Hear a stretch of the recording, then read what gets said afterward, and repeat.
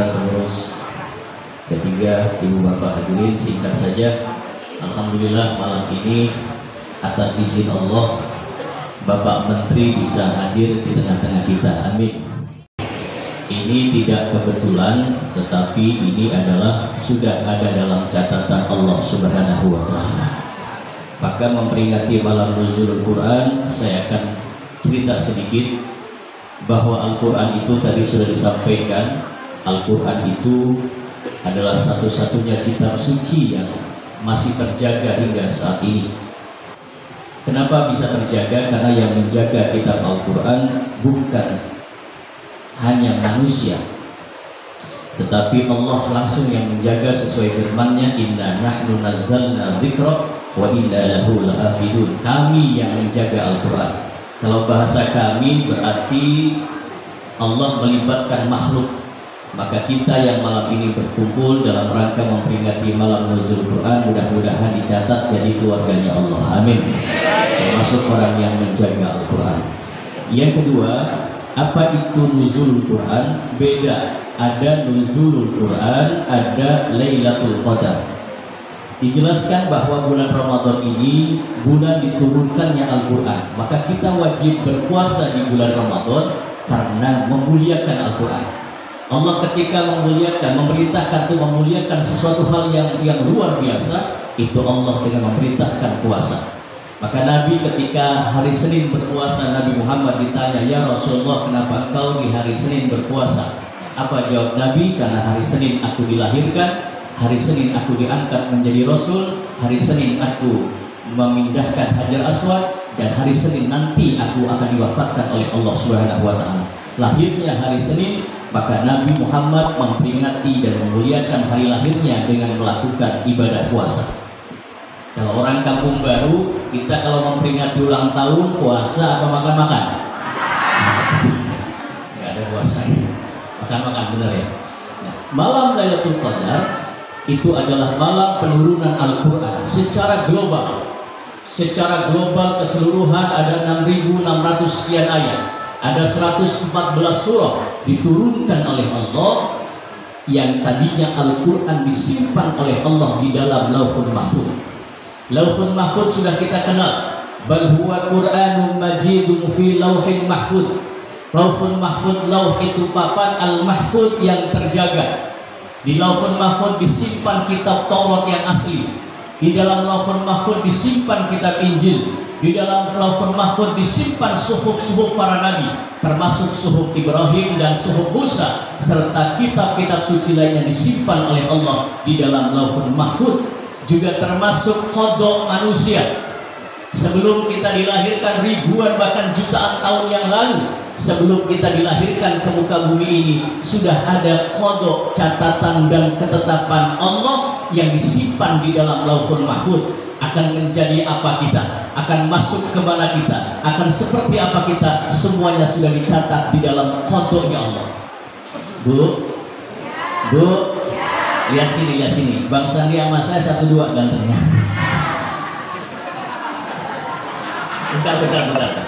Ini malam nuzul Quran yang penting. Nah, kodok adalah catatan sejak zaman ajali, dan takdir manusia adalah pengaplikasian daripada kodoknya Allah.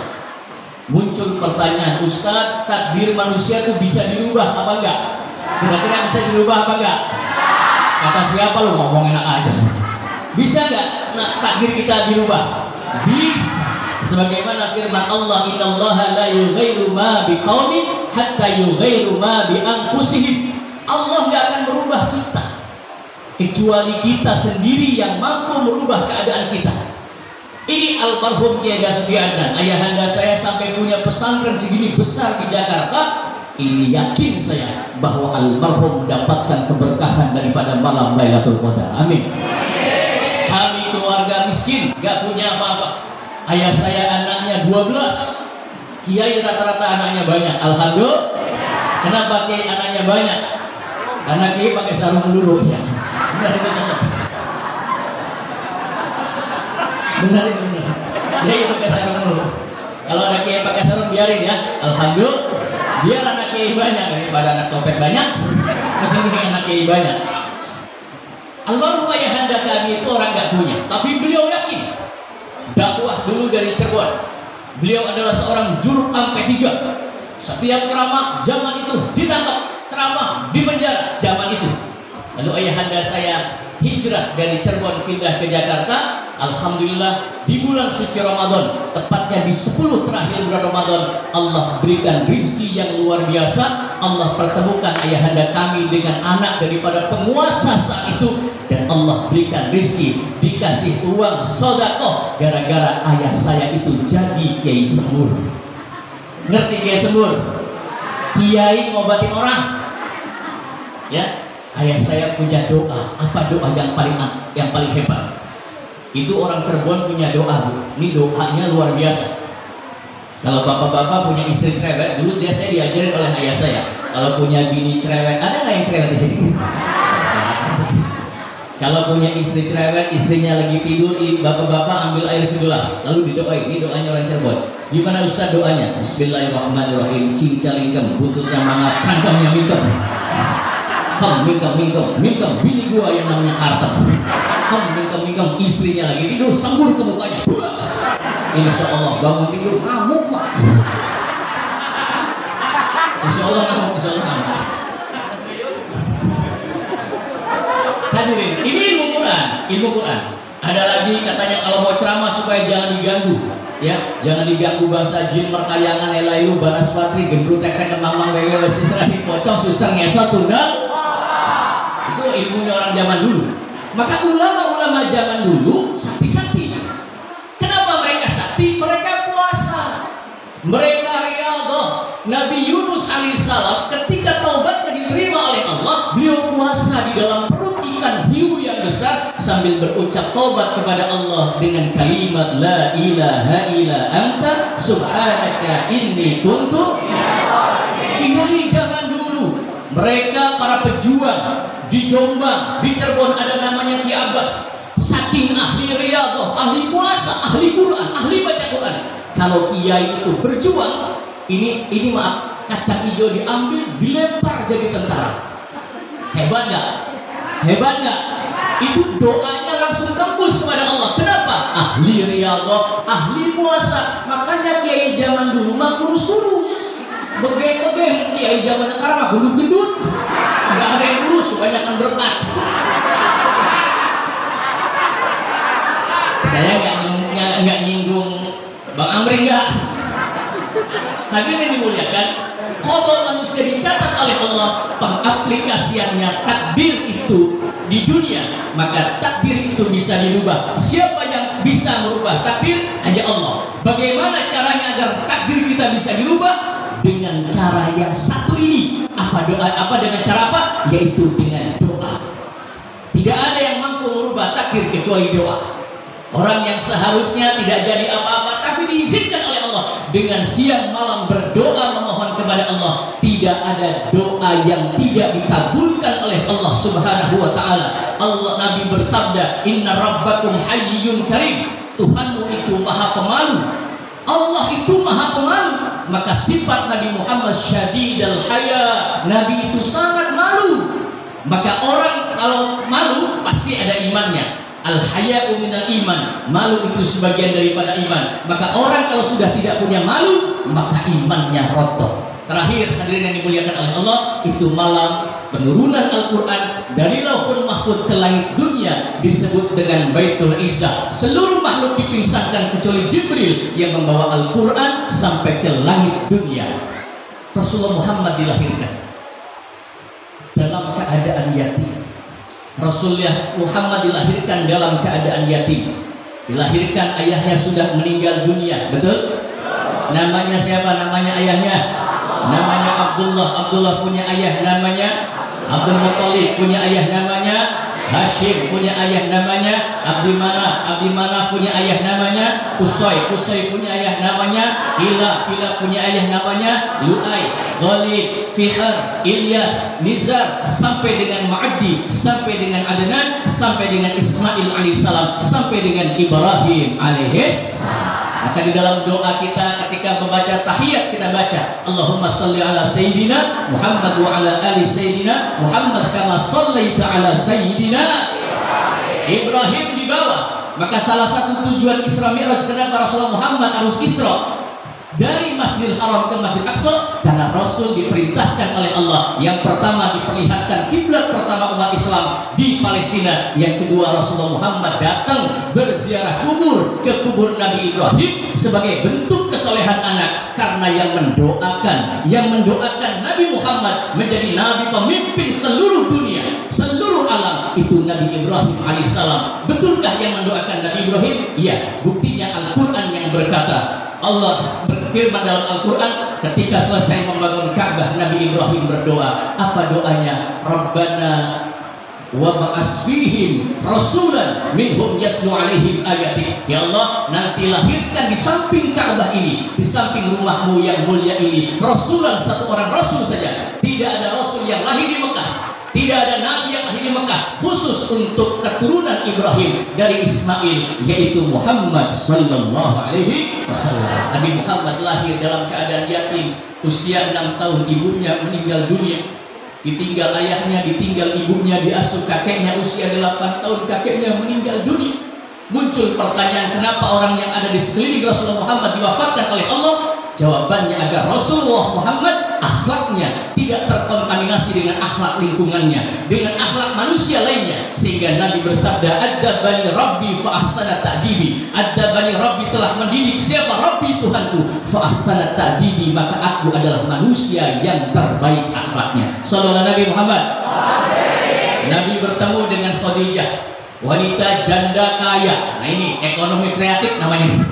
Kenapa Nabi Muhammad harus ketemu sama Khadijah? Janda kaya, sayang sama fakir miskin. Janda kaya nih ekonomi kreatif. Nah, pernahkah terbersih di dalam otak kita, mengapa Rasulullah Muhammad dipilihkan wanita janda oleh Allah? Kenapa harus janda? Janda kaya, sayang kepada fakir miskin, agar Rasulullah Muhammad ketika berjuang, ketika berdakwah, nggak perlu bikin proposal, udah bininya orang kaya. Setuju nggak? Janda kaya yang sayang sama fakir miskin. Kalau janda kaya pelit, buat apa? Lalu kenapa harus dipilih wanita janda? Nggak pernah dipikirkan. Kenapa harus janda? Karena agar Rasulullah Muhammad bisa berjuang, bisa berdakwah. Kalau Rasulullah Muhammad istrinya perawan, istrinya gadis, usianya sama 25 tahun, pasti berantem dulu, ribut dulu, mau berjuang, mau kemana aja mas, jangan pergi-pergi melulu, nggak bisa, berantem dulu. Buktinya tuh Lesti sama Bilar dipilihkan seorang janda, tugas Khadijah selesai, diwafatkan, diganti dengan istri lainnya. Bertemu dengan Khadijah usia 40 tahun, Rasulullah Muhammad berkhulwah di Gua Hira. Berkhulwah dalam keadaan puasa, hadirin. Siang puasa, malam puasa Rasulullah Muhammad. Di malam ada yang ulama mengatakan 17 Ramadan, ada yang mengatakan 19 Ramadan, gak penting. Yang penting adalah Quran turun pada bulan Ramadan. Rasulullah Muhammad didatangi malaikat Jibril. Jibril turun di Gua Hira, datang, "Iqra ya Muhammad." Apa jawab Nabi? "Ma ana biqari." Saya nggak bisa baca. "Iqra ya Muhammad." "Ma ana biqari." Saya nggak bisa baca. "Iqra ya Muhammad." "Ma ana biqari." Saya nggak bisa baca. Muncul lagi pertanyaan, "Ustaz, apa betul Nabi nggak bisa baca?" Ya. Apa betul Nabi nggak bisa nulis? Ya, ini sudah dijelaskan di dalam kitab-kitab terdahulu. Alladzi yajidunahu fit Taurat wal Injil, alladzina yattabi'una rasulan nabiyyal ummi, bahwa nanti akan datang seorang nabi di akhir zaman yang memimpin seluruh alam. Cirinya nabinya nggak bisa baca dan tidak bisa nulis, sudah dijelaskan di dalam kitab Taurat dan kitab Injil. Mengapa Nabi nggak bisa baca? Kalau Nabi bisa baca, Nabi pintar nulis, maka ketika Al-Quran turun pasti dituduh Al-Quran adalah campur tangan Muhammad. Betul? Betul? Al-Quran tidak bisa baca, nabinya saja masih dituduh Al-Quran adalah sihir Muhammad. Nabi Muhammad turunkan ayat Iqra bismi rabbikal ladzi khalaq. Maka kenapa ketika turun Iqra bismi rabbikal ladzi khalaq kepada Rasulullah Muhammad sebagai ayat yang pertama, tapi kenyataannya pada Al-Quran yang kita baca, yang pertama kita buka bunyinya Iqra atau Al-Fatihah. Al-Fatihah, alhamdulillahirabbil alamin arrahmanir rahim. Dan Al-Fatihah ini adalah induk daripada seluruh kita. Maka almarhum ayahanda saya di akhir Ramadan selalu membaca suratul Fatihah. Bahkan ketika nyembur orang supaya sembuh, bikin masjid ini ada orang datang, kiai saya sakit kepala mulu sini. Bismillahirrahmanirrahim. Nih, bacanya Fatihah. Fatihah itu induk segala macam segala kitab, dan urusan apapun hilang selesai dengan dibacakan induknya daripada seluruh kitab, yaitu suratul Fatihah. Maka suratul Fatihah dikatakan la sholata liman lam yaqra bi Fatihatil kitab. Tidaklah orang itu sholat kecuali orang itu membaca suratul Fatihah. Orang sholat tidak membaca suratul Fatihah, maka sholatnya batal. Hadirin yang dimuliakan oleh Allah, penurunan Al-Quran dari Baitul Izzah kepada Rasulullah Muhammad turun berangsur-angsur secara mutawatir selama 23 tahun. Rasulullah Muhammad mendapatkan wahyu dari Allah. Rasul didatangin orang, ya Muhammad, ini bagaimana ada orang imamin sholat kok dalam keadaan mabok. Rasul diam, turun ayat yas'alunaka 'anil khamri wal maisir qul fihima ithmun kabir wa manafi'u lin-nas wa ithmuhuma akbaru min naf'ihima. Datang lagi seorang wanita, ya Rasulullah Muhammad, bagaimana aku istrinya kok keluar darah. Rasul diam. Lalu turun ayat yas'alunaka 'anil mahid qul huwa adan fa'tazilu nisaa fil mahid. Turun lagi, terus turun untuk menjawab persoalan-persoalan, karena itu wahyu yang terbesar dari Allah Subhanahu wa taala. Lailatul Qadar, malam diturunkannya Al-Qur'an pada secara global, itu terjadi bulan Ramadan, dan malam penurunan Al-Qur'an pertama kali kepada Rasulullah Muhammad pun itu di bulan Ramadan. Mudah-mudahan kita mendapatkan keberkahan, amin, daripada nuzulul Quran, amin. Kita dirubah takdirnya menjadi takdir yang baik, amin. Kita berkumpul malam hari ini mudah-mudahan sudah dicatat di dalam catatan Allah, amin. Kita dikumpulkan di dalam surganya Allah Subhanahu wa taala. Yang singkat mudah-mudahan manfaat. Allahul muwaffiq ila aqwamit thoriq. Assalamualaikum warahmatullahi wabarakatuh.